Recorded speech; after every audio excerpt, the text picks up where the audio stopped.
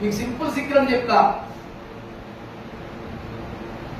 దైవజనుడికి పెట్టకపోతే రొట్టె నా కొడుక్కి ఉండదు అన్న పరిస్థితి లేకపోతే పెట్టిందా ఎదురుగనుడి? ఎవరో మాట్లాడంటే తెగ మెయింటైన్ చేస్తున్నారు. కానీ నా కొడుకు పెడితే ఇది ఆఖరి రొట్టి, ఆయన పెడితే మాకు దొరుకుతుంది.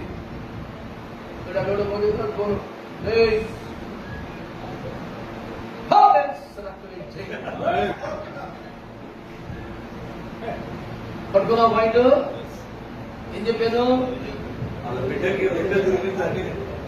ఇది పెడితే తప్ప నా బిడ్డకి అన్నం దొరకదన్న సిద్ధాంతం అన్న మెదికి ఎట్టకపోతే రోజు ఎట్టదా?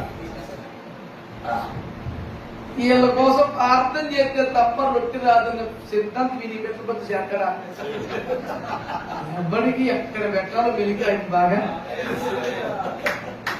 ఏదైతే ఈ వచనం దగ్గర కృష్ణుడు వచ్చింది కాక అన్నట్టే రొట్టె వచ్చింది కాకంటే వచ్చే తెచ్చమే పెడితే